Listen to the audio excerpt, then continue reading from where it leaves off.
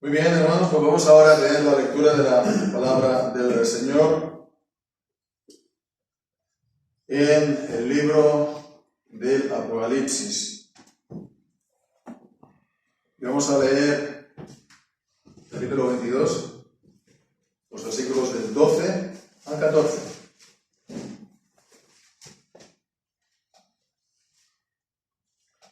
Dice así la palabra del Señor: y he aquí, yo vengo pronto, y mi galardón conmigo, para recompensar a cada uno según sea su obra. Yo soy el Alfa y el Omega, principio y fin, el primero y el último. Bienaventurados los que practican sus mandamientos, para que tengan derecho al árbol de la vida y entren por las puertas de la ciudad. Amén. Que el Señor bendiga su santa palabra.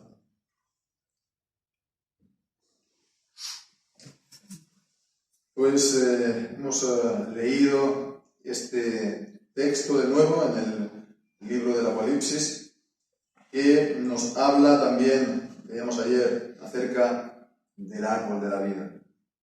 El árbol de la vida. Y pues veíamos cómo en el libro de Génesis, en el capítulo 23, en el capítulo 3, en el versículo 24, así acaba el pasaje, el relato de la caída, que Dios puso a un querubín en el Edén.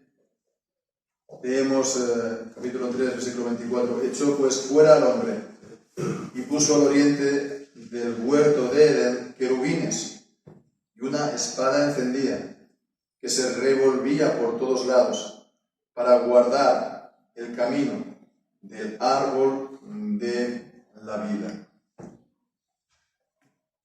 Pues vemos que Dios prohibió al hombre después del pecado el camino para que tomara otra vez del árbol de la vida. Esto pues significa que Adán pues ya no podía alcanzar de nuevo pues la vida eterna tal como había sido presentada y había sido prometida en Génesis al inicio, antes de la caída.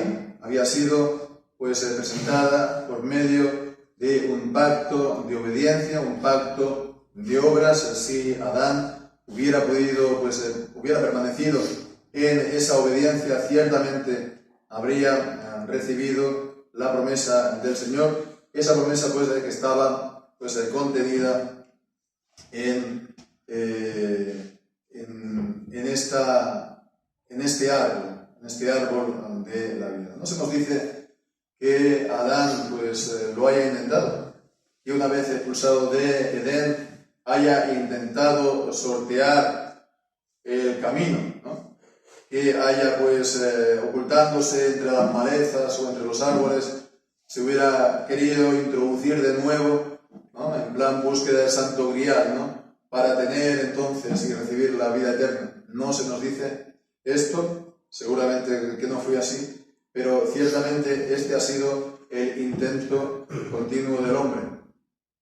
El intento continuo del hombre es hacer ver como si no ha pasado nada con la caída, no ha pasado nada con el pecado, y entonces poder de esta manera recibir la vida eterna en base a sus propios merecimientos, ¿no? En base a sus propias obras. Bien, pues en contraste con esto vemos aquí habla en el versículo 14 de aquellos que tienen derecho al árbol de la vida. Veíamos ayer entonces que esto pues da el derecho sí a estar en la presencia de Dios, ya salvos para siempre en los cielos nuevos y en la tierra nueva.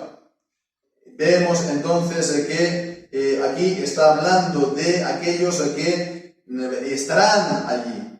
¿Quiénes son, por lo tanto, estos? ¿Quiénes son, por lo tanto, estos? Pues estos son los que en los capítulos finales, primeramente ¿no? De aquí Apocalipsis son aquellos que han lavado sus ropas, tienen las ropas blancas por Cristo. En 1 de Juan, en capítulo 1 y versículo 7, pues el mismo apóstol Juan, pues está diciendo que si andamos en la luz como Él está en la luz, tenemos comunión unos con otros. Y dice, la sangre de Jesucristo su Hijo nos limpia de todo pecado. La sangre de Jesucristo nos limpia de todo pecado. Y en Apocalipsis capítulo 18 y en el versículo 9,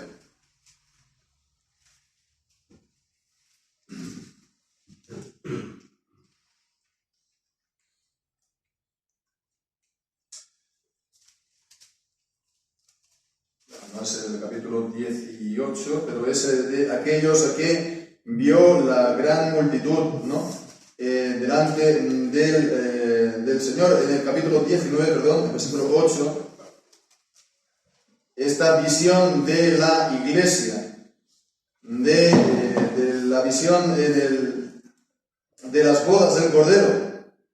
Le fue dado que se vista de lino fino, limpio y resplandeciente, porque el lino fino son las justificaciones de los santos. Y dijo, bienaventurados son los llamados a la cena del Cordero. Y me dijo, estas palabras de Dios son verdaderas. Bienaventurados los que son llamados a la cena del Cordero. Y aquí pues también está dando esta bienaventuranza de los que practican sus mandamientos para que tengan derecho del árbol de la vida.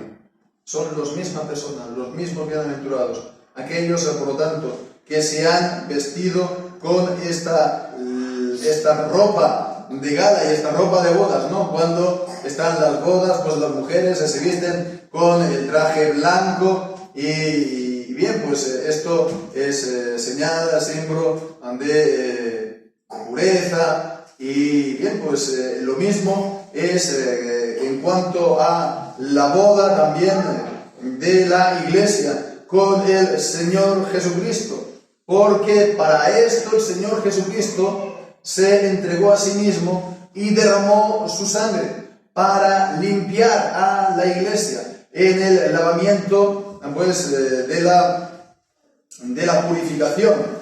Leemos en Efesios en el capítulo 5, ¿verdad?, que Cristo amó a la iglesia, se entregó a sí mismo por ella para santificarla, purificándola por el lavamiento del agua por la palabra. Esto, por lo tanto, está hablando de la justificación. Lo que hemos leído en el capítulo 19, versículo 8. Estas ropas con las que nos presentamos delante de Dios, la iglesia se presentará delante de Él en el día final, son la justicia de Cristo que le ha sido pues imputada a todos los creyentes. Es de esta manera nos vestimos con esas ropas limpias y puras, la justicia de Cristo que Dios nos ha pues contado como nuestra, nos ha imputado.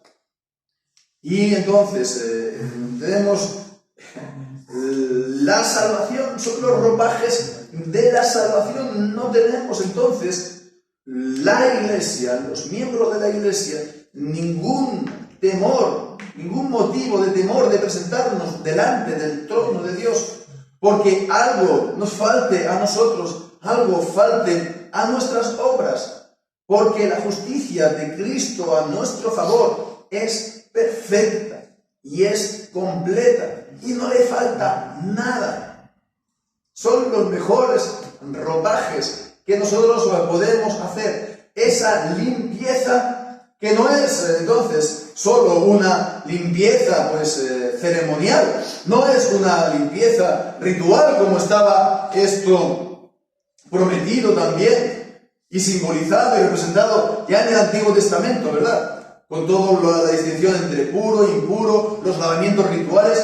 Ni siquiera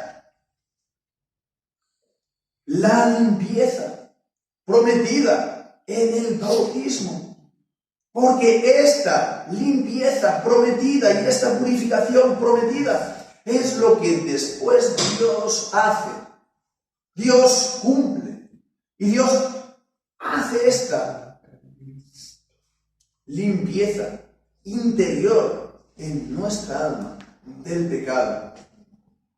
Dios, el pecado que perdona, el Señor también lo limpia.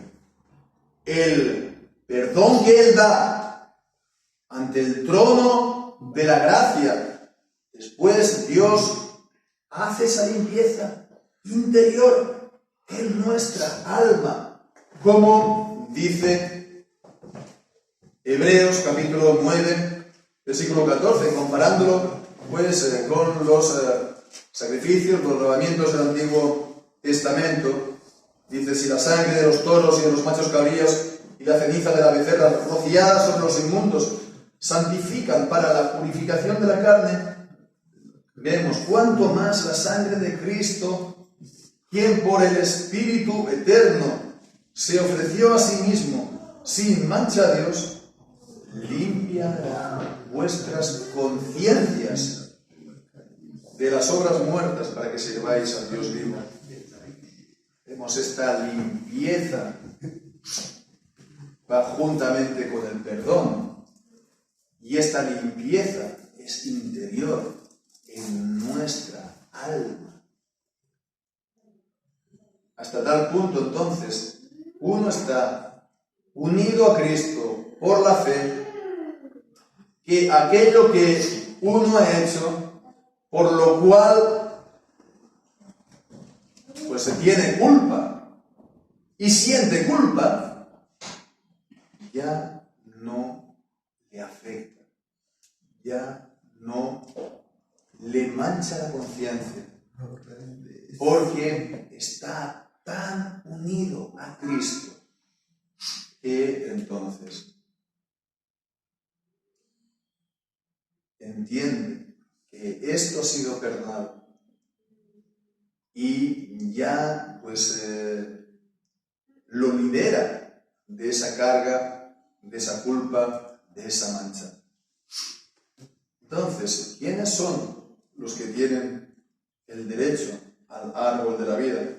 Pues aquellos que están revestidos, por tanto, con estos ropajes de salvación, las justificaciones de los santos, las ropas de salvación, la justicia de Cristo.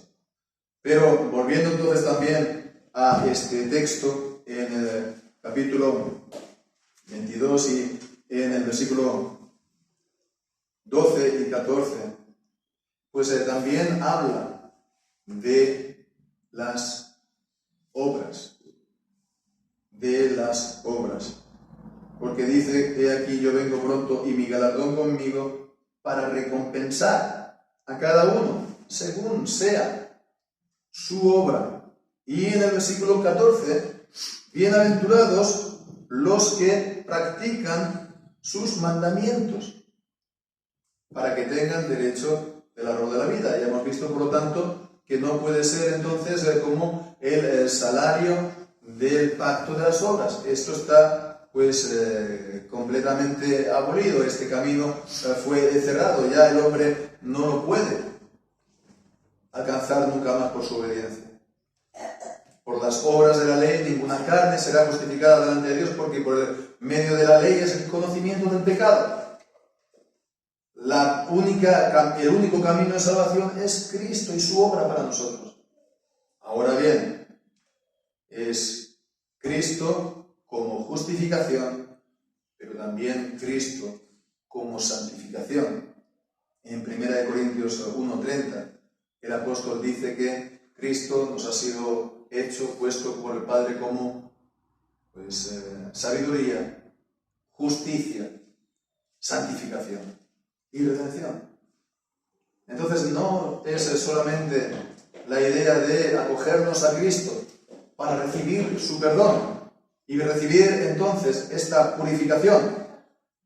Esto es todo lo que tiene que ver también con la justificación, ¿verdad? Pero también es tener a Cristo como santificación.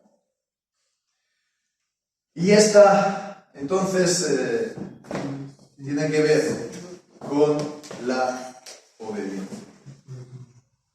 La santificación del creyente es obediencia a los mandamientos, a la ley de Dios. Esto tal vez puede parecerle a muchos creyentes como una visión legalista, ¿no?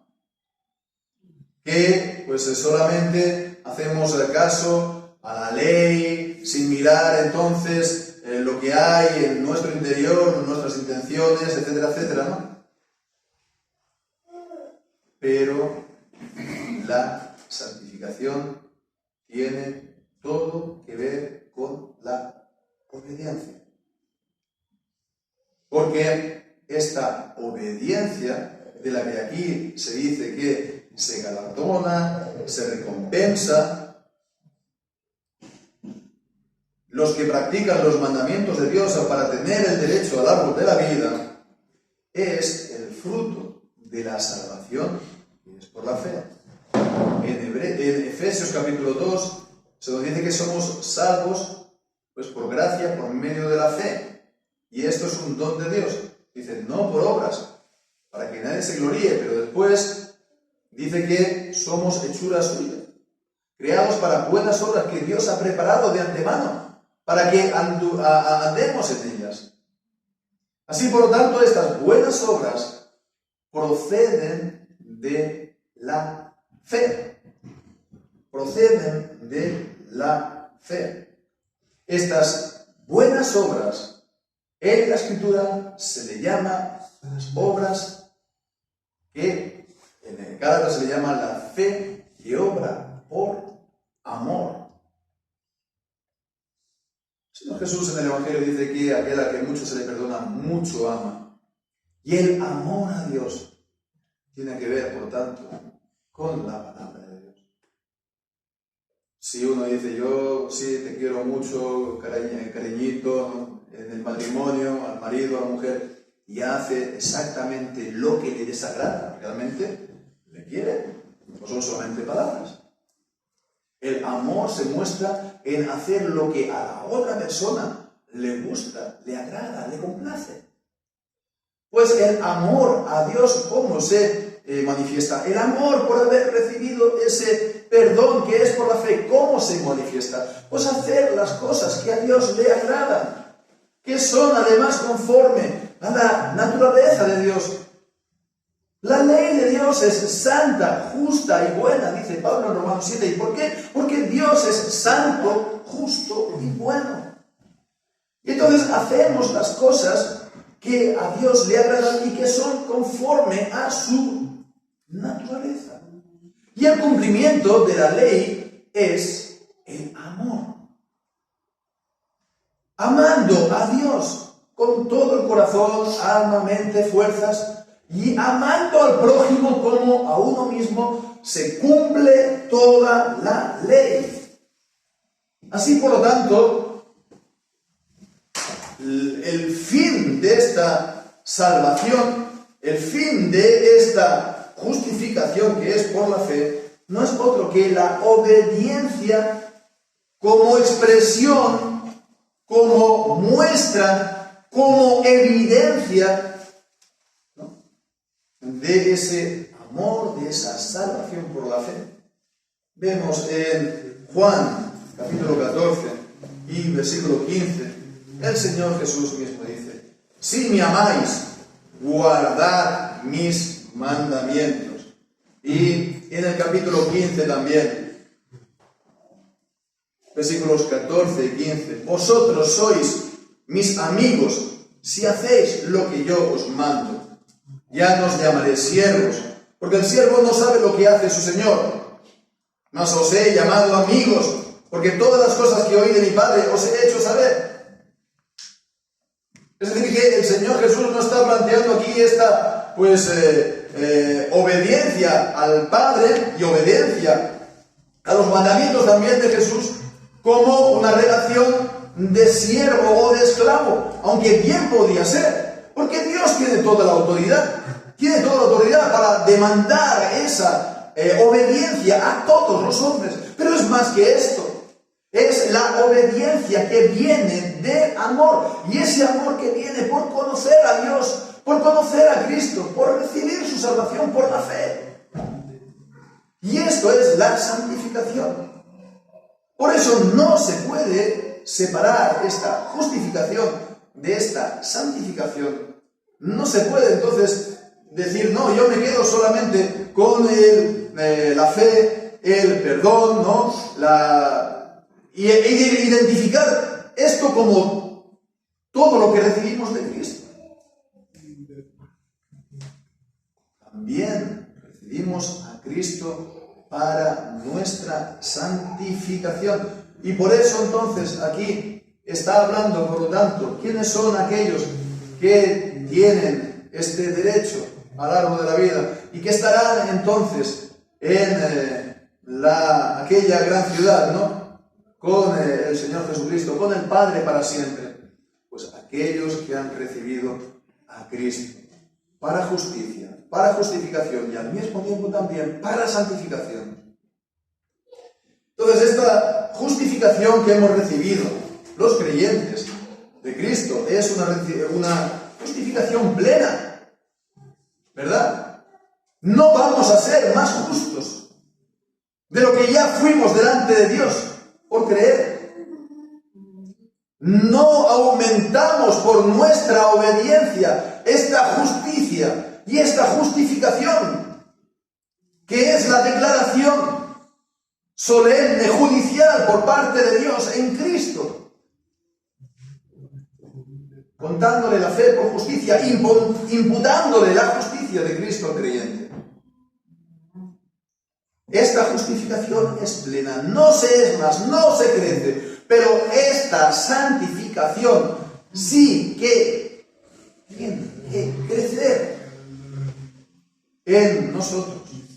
Esta santificación tiene que ser, pues, como vemos en Proverbios capítulo 4, el camino del justo es como la aurora que va, pues, creciendo hasta que el día es completo. Cuando creemos, estamos nosotros, pues, venimos del mundo, venimos del pecado, estamos en tinieblas, tenemos poca luz, tenemos poco entendimiento en las cosas del Señor y en las cosas de su palabra, y el Señor va haciendo esa obra de renovación, de regeneración, de crecimiento de su gracia en nosotros. Y entonces es esto, ¿no? La santificación, el crecer en Cristo, el crecer en la gracia, el crecer en el conocimiento de Dios, para, por amor a Él, cumplir los mandamientos, por amor a Él.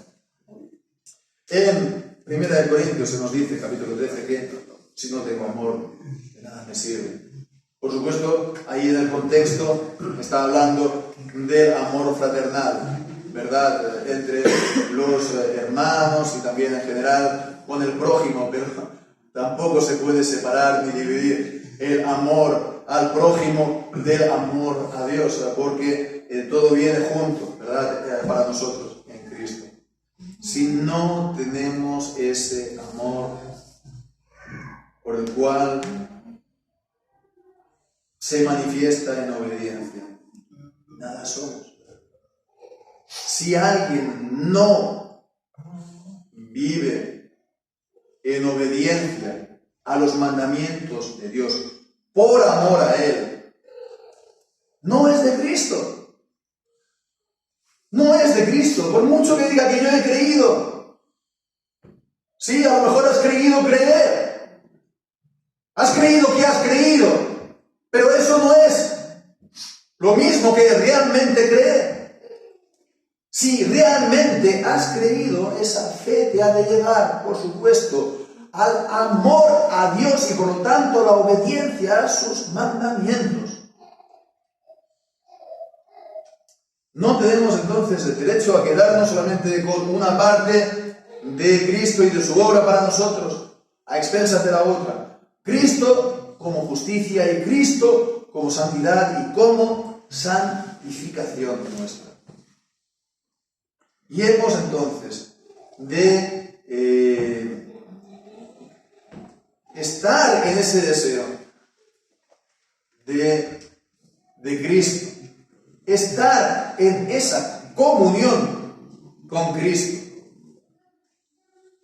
Porque si es Cristo entonces quien nos da esta justicia, esta justificación, es también Cristo. 1 Corintios 1:30.